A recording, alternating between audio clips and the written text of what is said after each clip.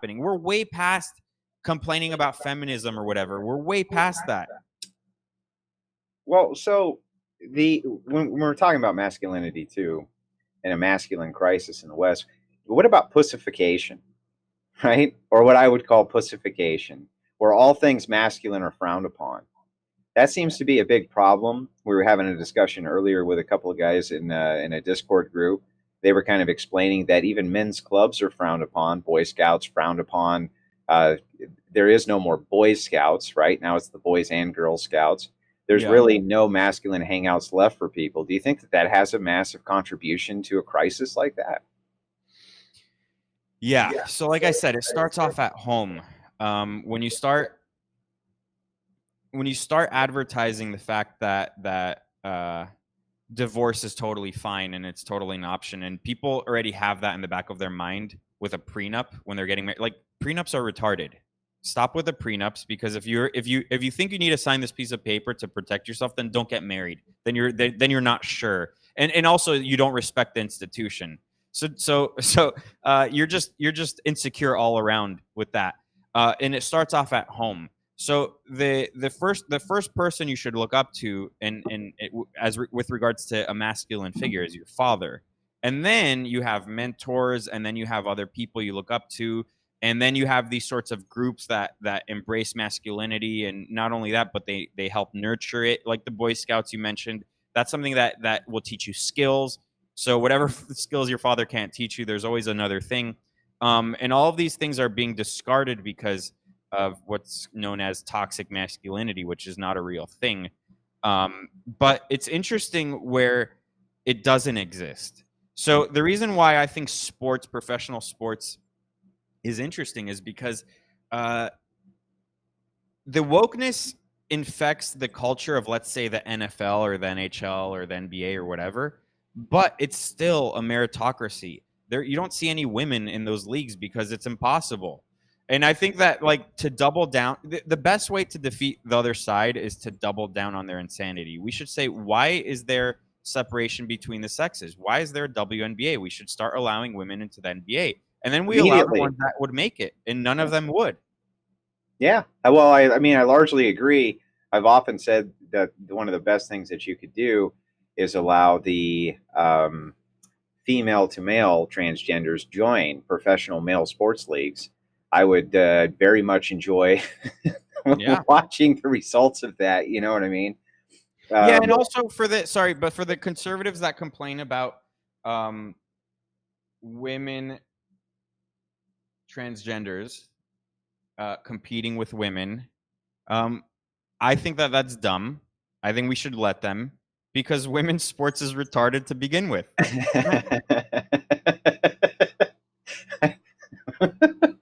So, and by the way, I also wanted to mention before, I have to be very clear. This also started, this whole masculinity crisis started to really happen over 100 years ago when we allowed women to vote. And I am anti-women voting, like Ann Coulter. Ann Coulter is anti-it.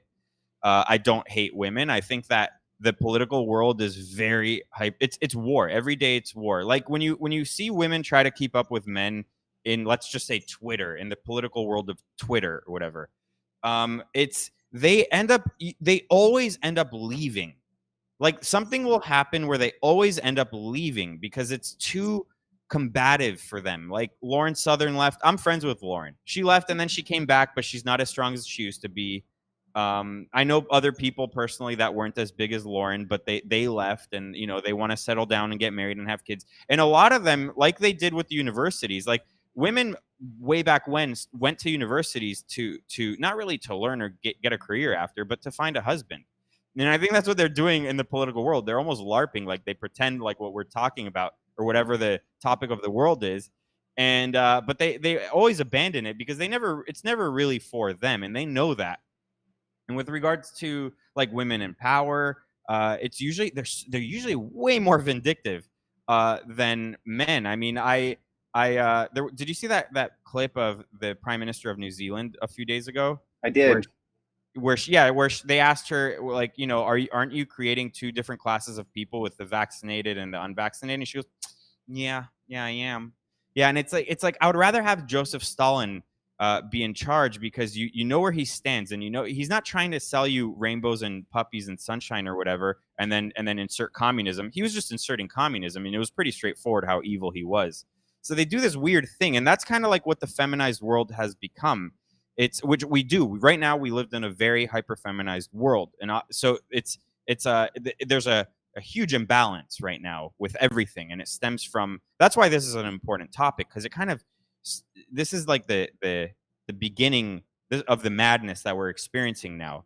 And I'm definitely not saying women are evil. It's just that they inherently are nurturers, and when you start trying to implement that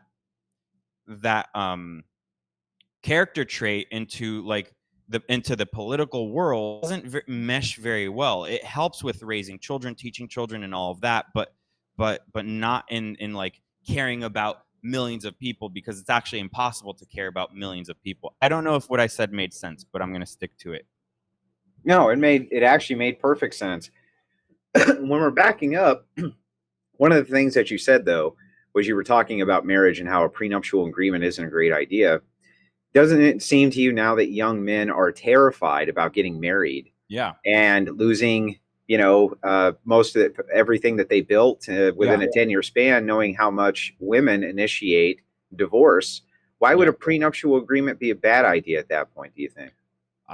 Because, okay, I'll give you a couple reasons, but first and foremost, maybe don't get married with the government. Maybe get married with your church or your religion or whatever, and then make it a religious ceremony rather than a bond between you, your wife, and the government. Maybe that's the answer. I mean, right now, the answer to gay marriage is government shouldn't be involved to begin with. Let the religious institutions handle that. Um, you know, but then again, there's like countries like Hungary that they encourage marriage, and they give them tax breaks because they want their own babies made. They don't import people from other countries like we do. But on the other hand, with the prenuptial thing, something I've noticed with young people is they kind of like everyone else with their misery and their miserable politics, is even people on our side, they double down on what makes them miserable.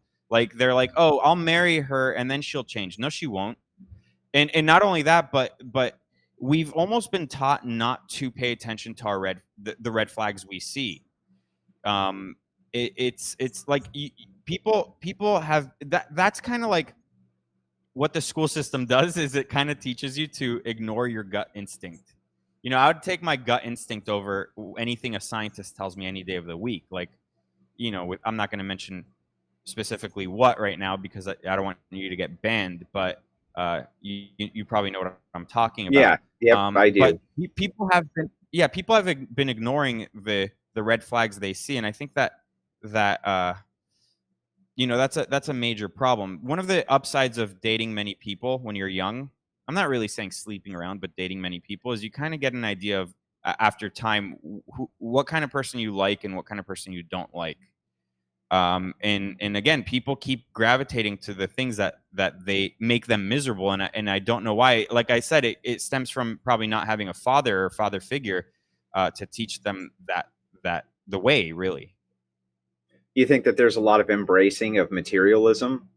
A big part of having a family is understanding that you can't be too attached to materialism, as most of your resources are going to go to your wife and your children.